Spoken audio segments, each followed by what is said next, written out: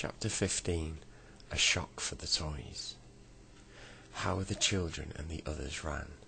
They knew that if they were caught, they would be put back into the toy fort, and then the land of toys would move away from the faraway tree, and goodness knows how long they might have to stay there.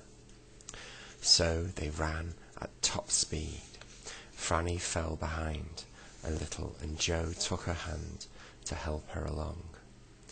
Panting and puffing, they raced down the street of the land of toys, trying to remember where the hole which led down through the cloud to the faraway tree was. Joe remembered the way. He led them all to the hole, and there was the ladder, thank goodness. "Down you go," cried Joe to Silky, Beth and Franny. "Hurry! Get into Moonface's room quickly." Down the girls went, and then Rick, Moonface, Saucepan Man, and Joe. Joe only just got down in time, because a big teddy bear had almost caught up to them. And as Joe went down, he reached out and tried to catch Joe's shirt. Joe shrieked, jerked himself away. His shirt tore, and he half slid, half climbed down the ladder to safety. Soon he was in Moonface's house with the others, but what was there? The toys did not stay up in their land. They poured down the ladder after the children and their friends. "They're coming in here," yelled Moonface. "Oh, why didn't we shut the door?" But it was too late. It was too late then to shut the door. Wooden soldiers, teddy bears and dolls poured into Moonface's funny round room, and Moonface, quick as a flash, pushed them all towards the middle of his room. The opening of the slippery slip was there, and one by one all the surprised toys fell into the hole and found themselves sliding wildly down the inside of the tree. As soon as Joe and the others saw what Moonface was doing, they did the same. "Down you go," said Joe to the big teddy bear, giving him a good push, and down he went. "A push for you," yelled Rick to a big round doll, and down the slide went the doll. Soon the children could do no more pushing, because they began to giggle. It was funny to see the toys rushing in and then being pushed down the slide, shrieking and kicking. But after a while no more toys came, and Moonface shut his door. He flung himself onto his curved bed and laughed till tears ran down his cheeks. "What will the toys do?" asked Joe at last. "Climb back up the tree to the land of toys," said Moonface, drying his eyes. "We'll see them out of the window. They won't cause us any more trouble." After about an hour, the toys began to come up past Moonface's window, slowly, as if they were tired. Not one of them tried to open the door and get into Moonface's house. They're afraid if they do, they won't get back to their land before it goes. "It will move away," said Silky. "Let's sit here and watch them all, and have a few Google buns and pop cakes." "I'm so sorry to have caused all this trouble," said Saucepan Man, "and I didn't bring anything back to eat either.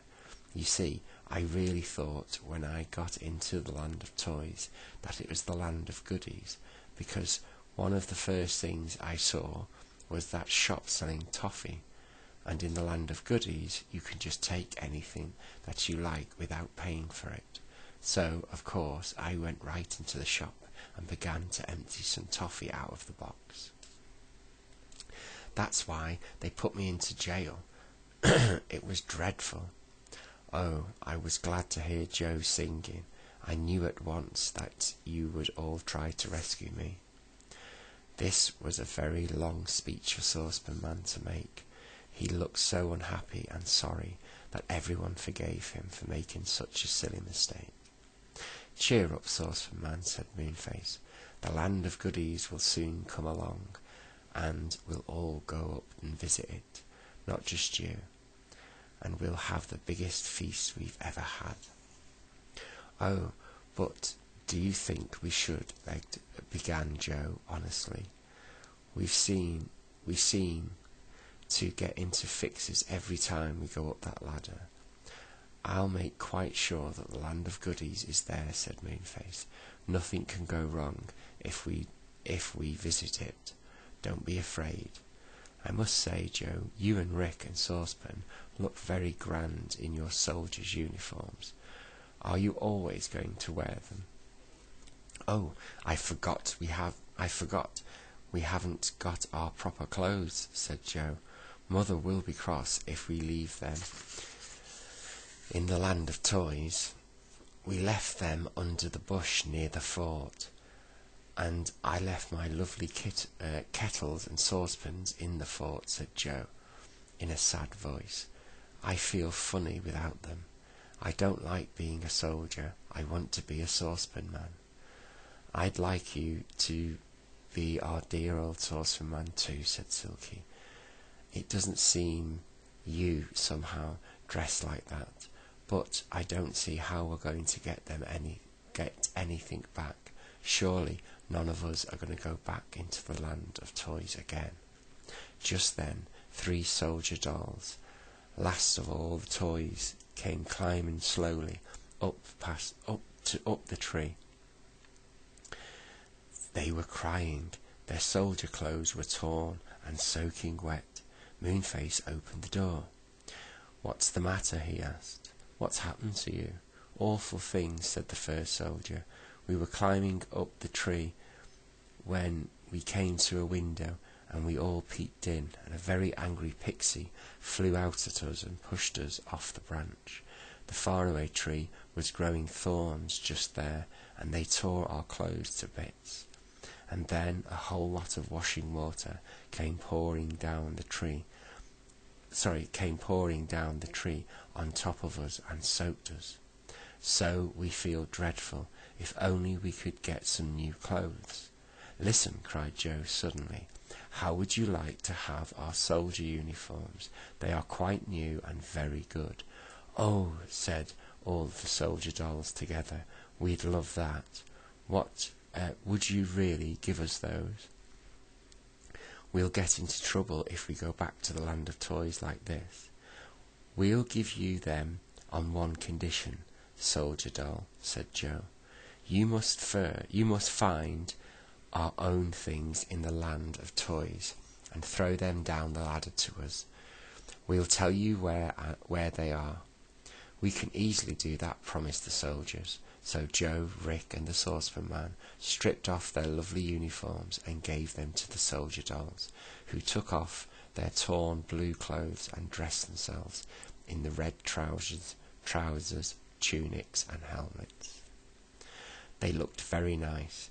"Now you will find our clothes for us, won't you?" said Joe. "We are trusting you, you see." "We are very trustworthy," said the dolls, and ran up the ladder after Joe had told them exactly where to find everything. Joe, Rick, and the Saucepan Man sat in their underwear and shivered a little, because the uniforms had been warm. "We look funny going home like this if those soldiers don't keep their word," said Rick. "As a matter of fact, I'd have liked to have kept that uniform. I like it much better than my clothes." "Look, something's coming down the ladder," cried Moonface, and they all ran out to see. How quickly the soldier dolls had been. Or soldier dolls, as I suppose they should call them now. "Oh, sorry, they were sailor dolls, not soldier dolls. Sorry. Right, so, yes. Look, something's coming down the ladder," cried Moonface, and they all ran out to see. How quick the sailor dolls had been, or soldier dolls, as I suppose they should be called now. 2 sets of clothes tumbled down the ladder, and the children caught them.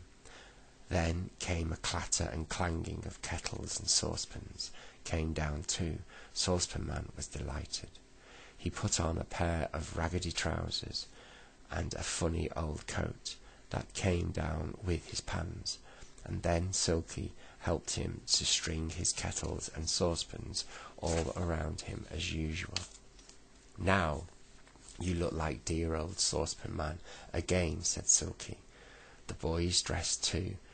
Then Joe looked at Moonface's clock. "We must go," he said.